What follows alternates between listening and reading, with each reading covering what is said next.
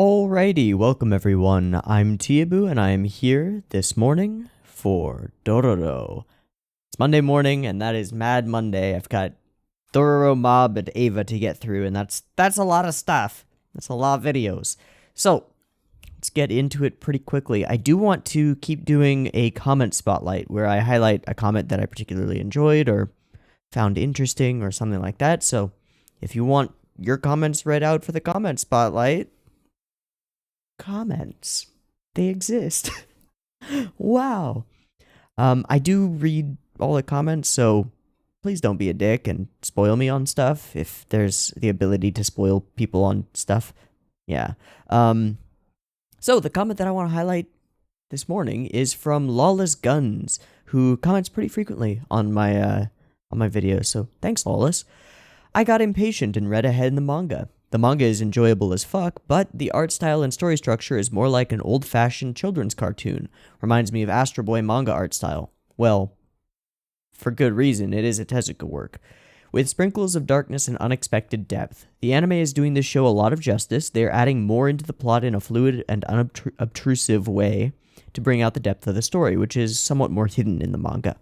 Interesting. This is the kind of stuff that I like to know about source material. It's like, oh, there's sort of a difference here. They're adapting it, but they're not just doing a rote adaptation where they make it a moving manga. They're making it its own story in their own way so that it fits a modern audience. Nice. Hyakkimaru could actually communicate via essentially some form of telepathy in the original from the first scene with Dororo, so he talks a lot more in the manga, but personally I like that they kept him silent in the adaptation. It brings out a more solemn tone and feels more serious and less Astro Boy-like. That's very interesting, because Dororo's inability to speak is, as far as my experience with the media, is a huge part of his character, and the whole scene with Dororo and Hyakkimaru did I say Dororo's inability to speak? I meant Hyakkimaru's.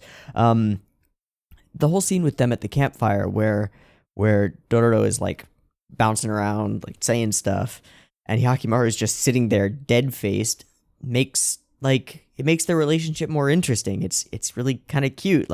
Dororo follows Hyakkimaru around because reasons, and Hyakkimaru allows Dororo to stay there because Dororo's not evil looking from his weird sight thing. Yeah. The rest of this comment is going through a list of seasonals and rating them. And I'm not going to really touch on that because I think I've made my seasonal list pretty clear. My seasonal list, which I responded to this comment, so you can find it in the last episode's comments, is Dororo is greater than or equal to Mob Psycho 102, is greater than Kaguya, is equal to TPN, is much greater than Shield Hero, which is much greater than Boogie Pop. That's my rundown. And yours is pretty similar, although you've also got Slime in there, and you don't have Kaguya in there. And you say, I might watch Kaguya, but I'm sort of not as drawn to the premise. Totally understandable, but I will say that Kaguya's visual presentation and just the way of going about things is really compelling. I quite like it. I wouldn't place it above either Mob or Dororo, though, and I would put it on the same level for my enjoyment with TPN. Yeah.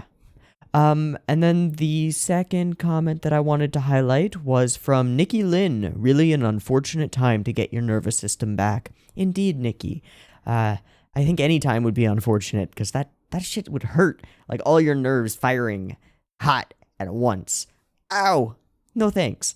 Also, I'm not sure if I mentioned this in the last video, but I find it to be a really interesting conceit that as Hyakkimaru takes down more of these demons, he regains parts of his humanity, but by doing so, he becomes a less effective demon-killing machine. If we think about who Hyakkimaru is and what he's capable of, a lot of it has to do with, a lot of his capabilities seem to have to do with the fact that he is, majorly cybernetically, mechanically stuff, right? He's a cyborg. He's an ancient non-digital cyborg. He's an analog cyborg, but still, he has sword arms. Sword arms are a big part of his ability to fight stuff. What happens when he gets his arms back? Sure, he'll just use a sword, but he won't be a whirling whirlwind of blades and death as much, you know? If he gets his eyes back, will he become unable to sense demons in the way that he does now? If he, for instance, his nerves coming back, he used his lack of ability to feel pain in the last fight against Bondi? Against Bondi. So if he gets his nerves back and he's able to feel pain while fighting, that makes him less effective as a fighter in a weird way. So as he gains parts of his humanity back, this job also becomes more difficult for him because he's just an ordinary dude once he has all his pieces in place, you know? Yeah, it's kind of an interesting little trade-off thing. Like, yes, you're gaining back your humanity, but what are you sacrificing in terms of your ability to acquire that goal? It's a weird, cool thing, and I like it. I like it a lot. All right, so comment spotlight, it's over. If you want to be part of the comment spotlight, make good comments, and maybe I'll read them. I mean, I'll read them anyway, but, you know, maybe I'll read them out loud. So, shill stuff, real quick. If you like the video, go ahead and like the video. If you hate it, dislike it, I don't care, whatever. If you're not subbed and you want more stuff like this, sure, you could do that. And if you are subbed and, ooh, I think I bumped the mic, hey, editing me, can you make sure that that's not really loud? Thanks. And if you are subbed and you're not getting my videos for whatever reason, if YouTube's being fucky, then potentially the bell can maybe help with that. Maybe. Sometimes it doesn't. I don't know, man. And if you really like it, I really need to fix the way these wires are bent. There are like wires on the back of this to hold it up. But if you really like this content, you can head over to patreon.com/Teeaboo to throw me a couple of bucks and get some rewards in exchange, like access to the Discord where we can chat more directly and stuff like that. It's pretty good time. Pretty good time. So, just show that really quick, and let's get into Dororo. There will be many versions of this video. There will be a version on BitChute. There will be a version on Mega. You can find the links to those in the description if you want to watch it with the video in the video. If you have the ability to, I would recommend the Mega version because it'll be much higher quality than the BitChute version, which re-encodes to like 480p because BitChute's not very good. Looking for a different platform, by the way, preferably not IPFS. And maybe not even WebTorrent unless it's a different spec.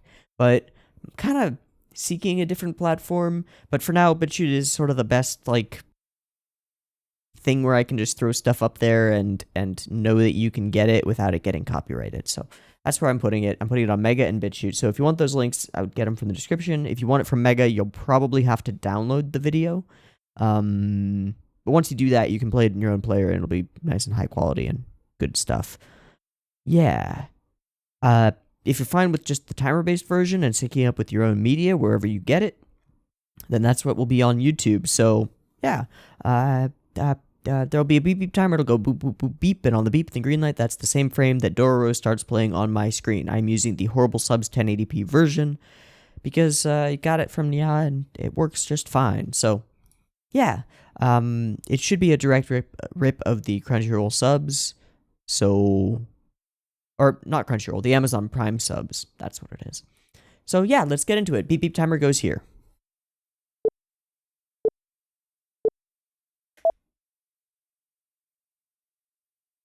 Vroom. It's a different motorcycle. Like, this, I think it's twin engine. Oh, never mind. This is a cool image. Are we going to focus on the guy who makes the things? Whoa. Good guy, yeah.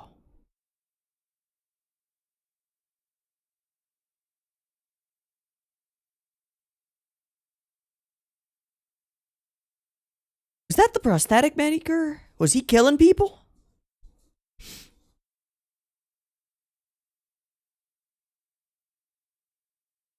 Damn, we got some legitimate body horror going on here.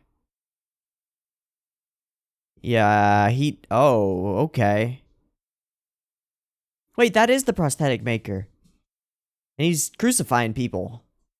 What the fuck are you doing, bruh? Is this a young prosthetic maker dude? Oh, that was his wife. I see.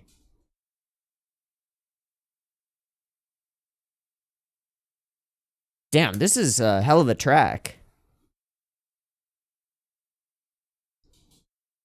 Oh.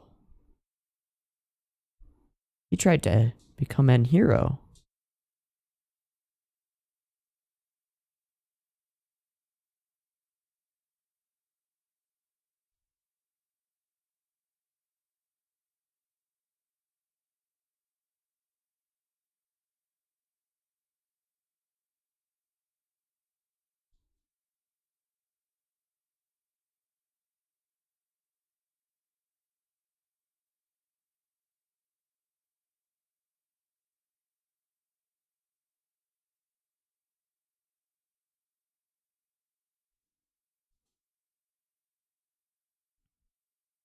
This is T.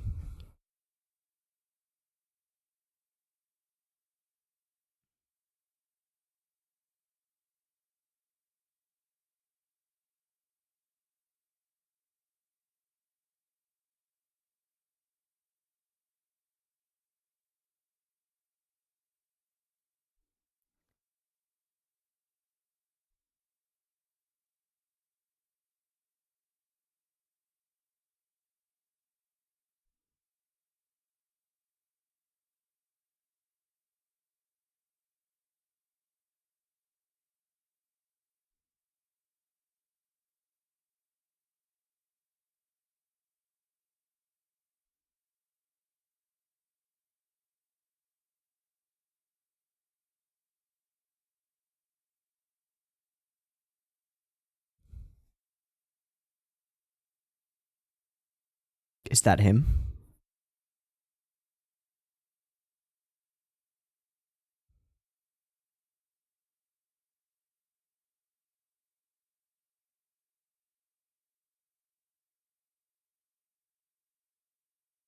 You're making prosthetics.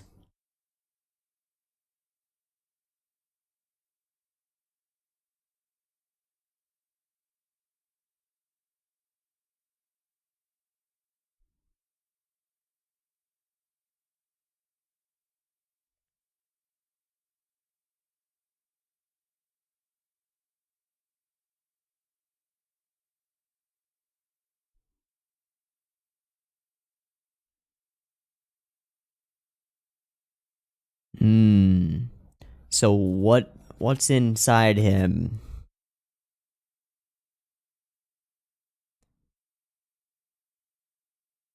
Like Buddha himself.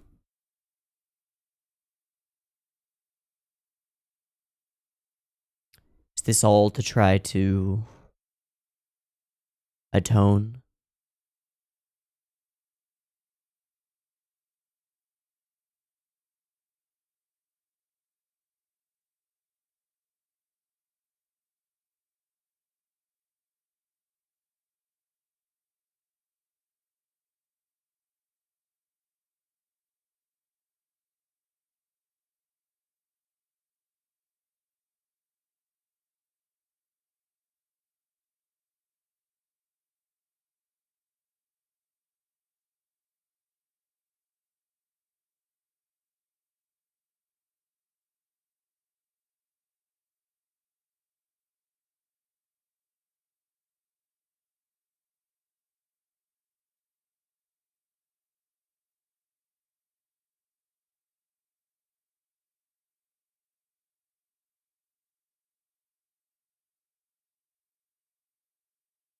Oh fuck.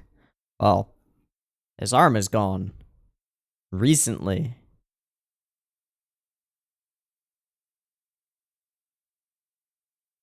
What a dick. I got him.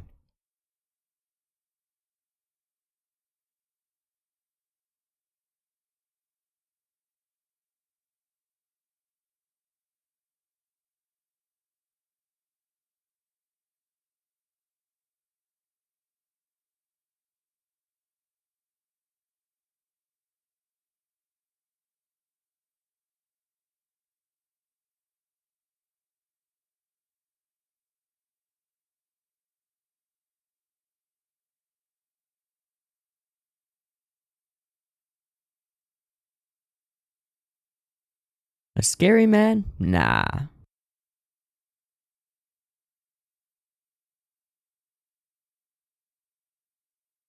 What are the rumors?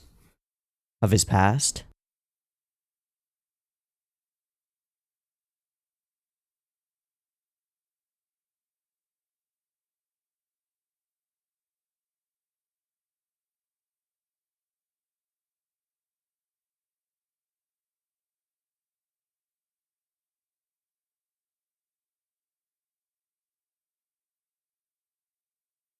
Is that the father?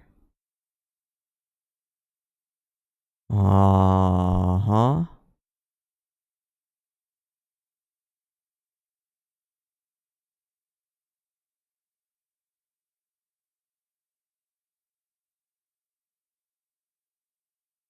I see.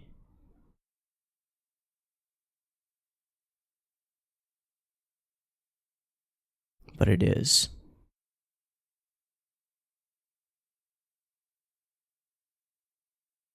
I see. You felt the need to act.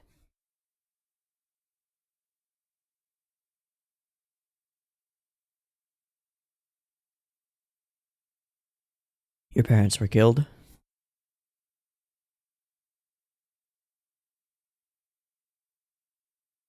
Holy shit.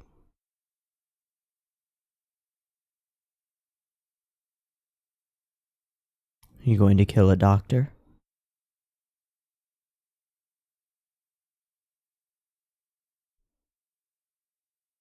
Do what you must.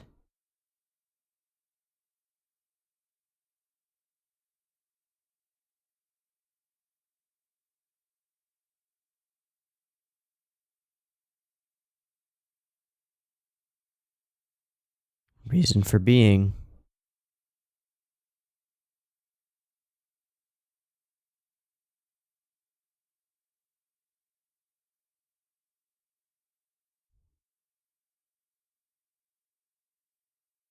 Whoosh. Of course.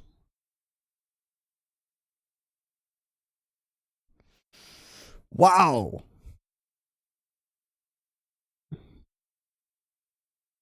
Hey, that's pretty.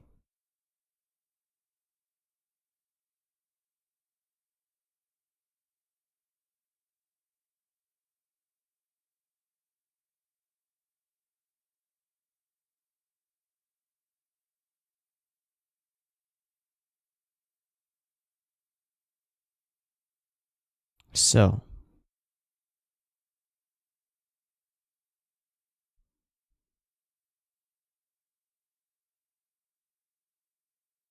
damn. Chooses to cast it aside. Damn.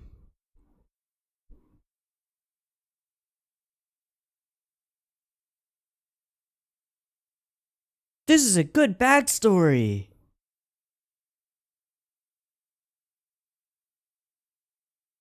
Is he gonna run into Hyakkimaru?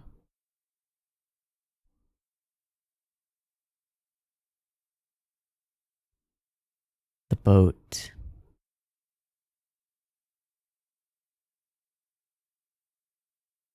Huh. There's something you must do, old man. A child who needs more help than any other.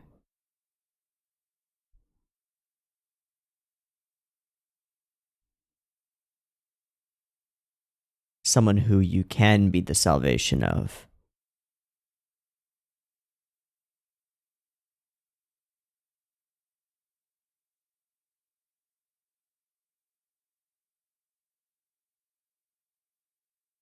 And an echo of your past. Wow, this is so good!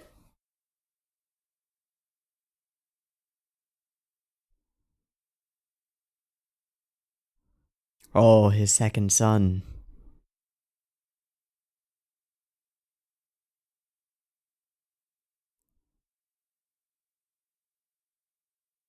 She remembers. Yes.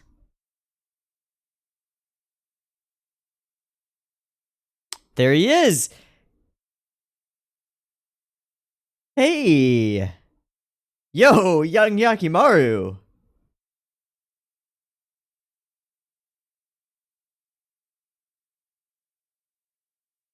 Oh. Huh? Get off of there. He's gonna yank its arm off.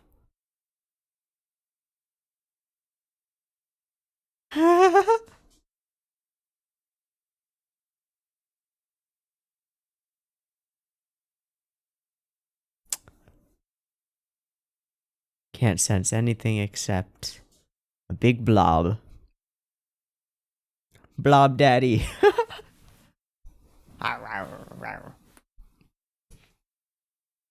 Right.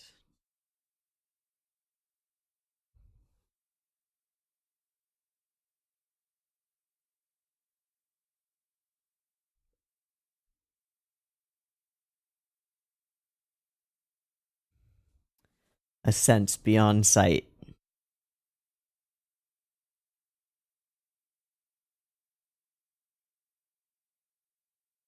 Oh, that too.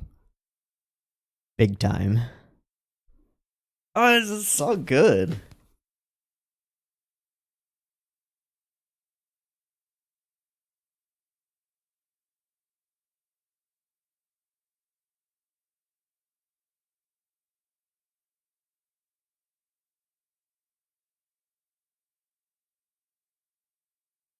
I can't hear shit.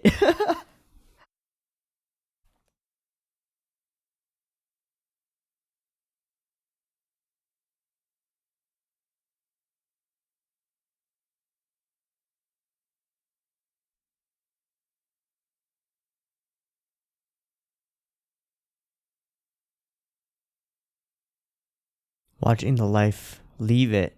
Oh, Retro. Hey, that was a cool effect. Oh God.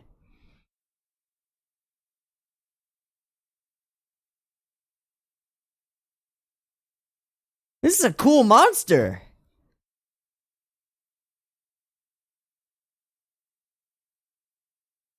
Good question, man.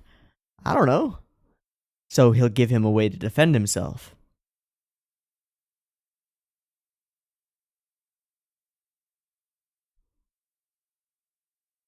It's back.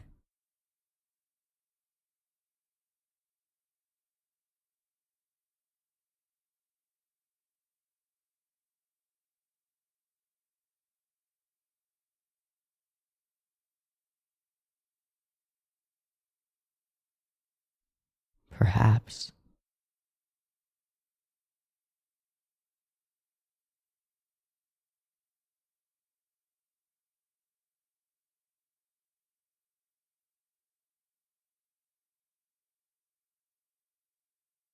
Indeed. Ah, the parallels. Raising the brother. They're gonna be final adversaries. Uh-huh.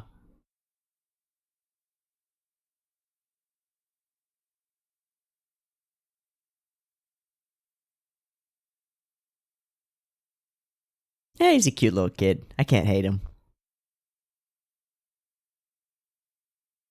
Hmm.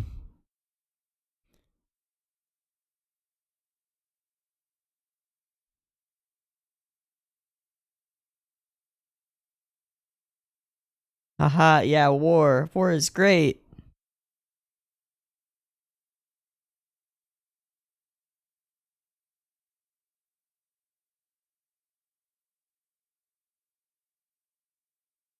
You must learn the ways of the Force. Ooh. Oh, we're gonna montageify it. Nice. Good. That's a good way to skip. It's not even really a montage.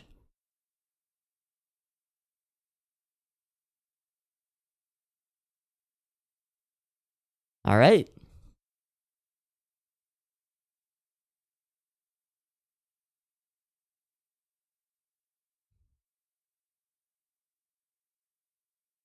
Kill all the monsters. With a wooden sword?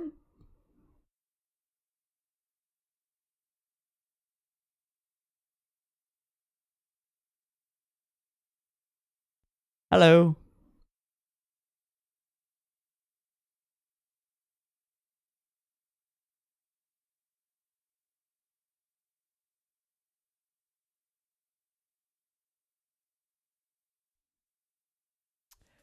But he's gained that back. Ah, real sword.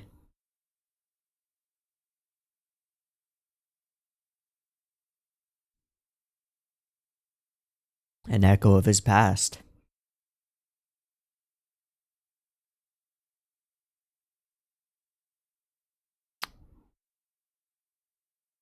To overcome his destiny and live strongly. But now,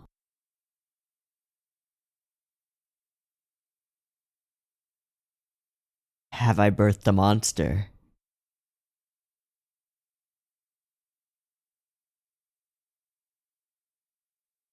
Oh.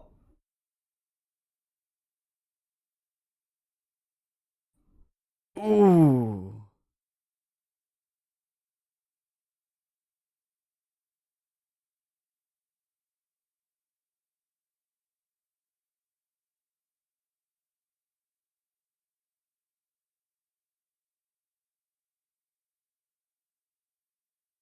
Killed a real demon.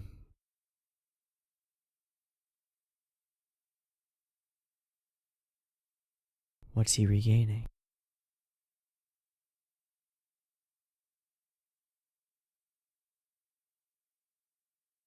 It's growing back.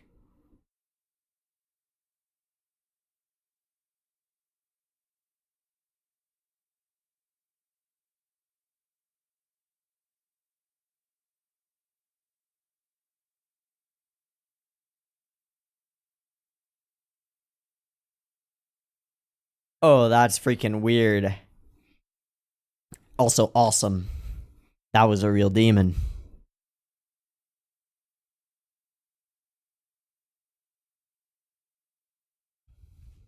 Statue cleaved.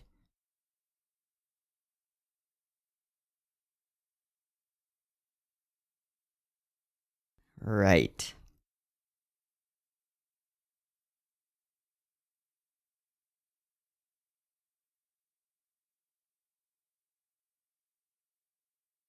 Building the weapons into him so that he can regain himself. Indeed.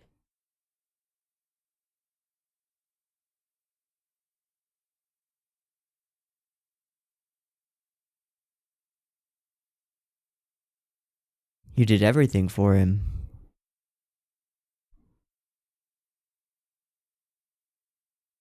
You also taught him to care.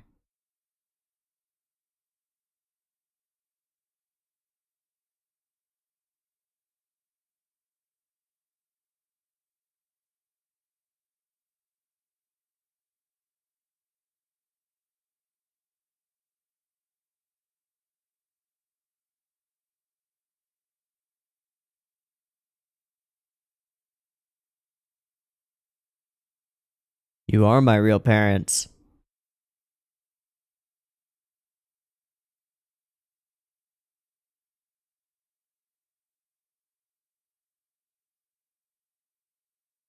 Even his father is a prosthetic, a surrogate, a replacement. Oh, it's so good! Oh my god! Alright, are we in present day, present time? Yeah. Yeah.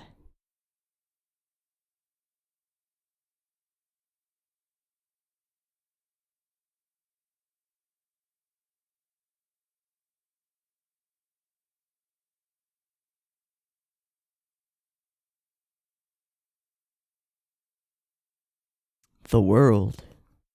Zawardo!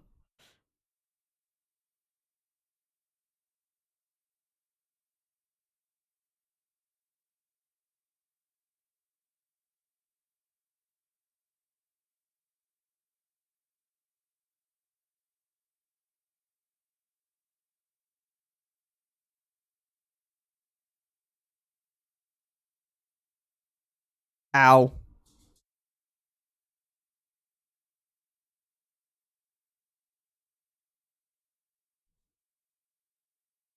And thus your ability to feel fear.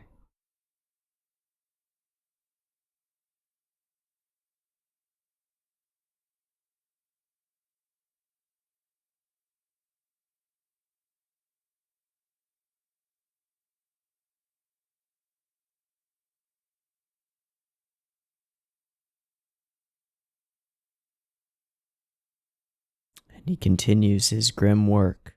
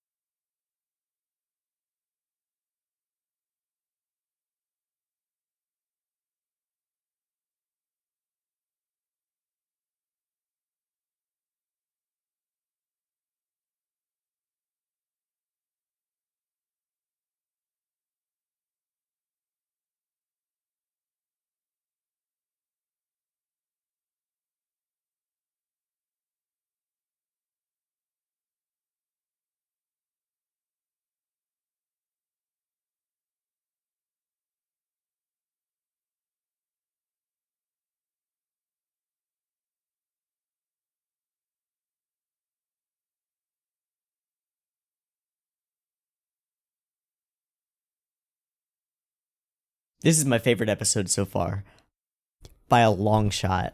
And it all has to do with the depth in the story of the guy who makes prosthetics, whose name is Jitai? What's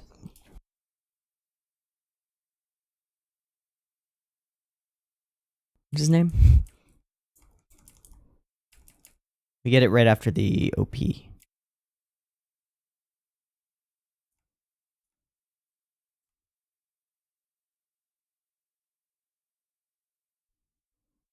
Jukai.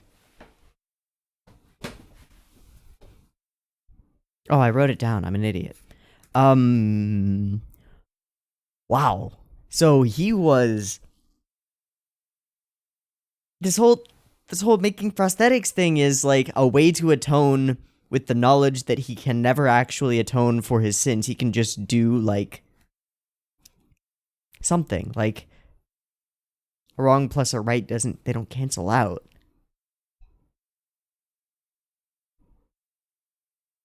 But he was unable to be salvation for the boy who was staying with him, whose leg he helped.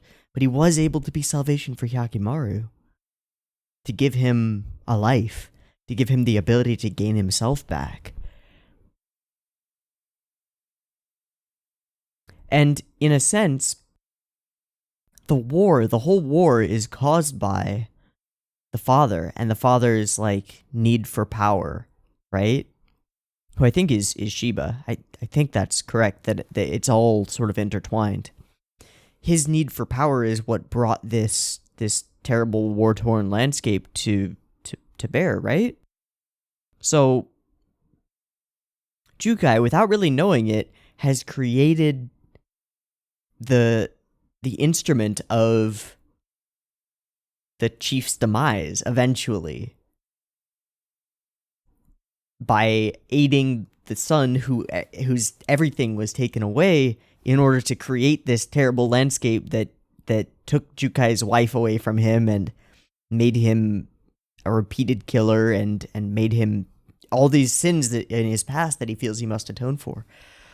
To do a big expositional flashback in this way and make me really care about this character, this prosthetic maker,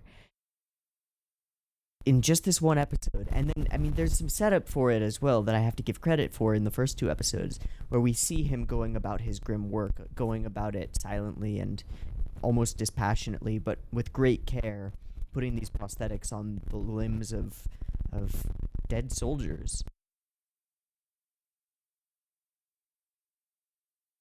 But to do that so effectively, and it's so effective, and the way the story's written, it just works. It just works. It's so good.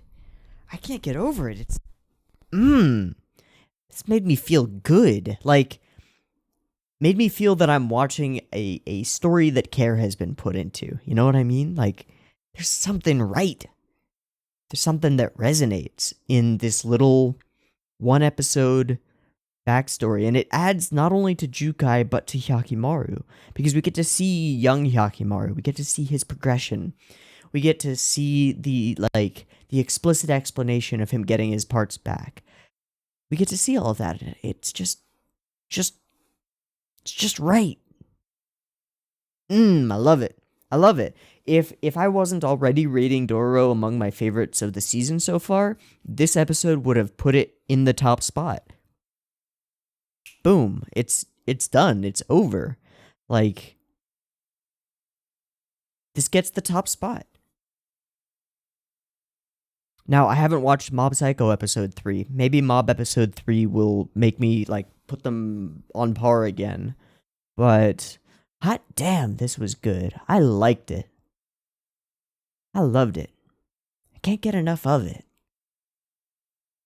Alright, I'm gonna wrap it up before I just keep gushing about, random stuff. This was a really good episode. I really enjoyed it. Yeah.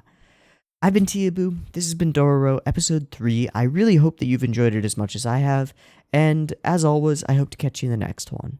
Leave your comments down below. I'd love to hear your thoughts on this. If you got specific things you want to talk about them. Maybe I'll highlight your thing. And yeah. I hope to catch you in the next one. Peace.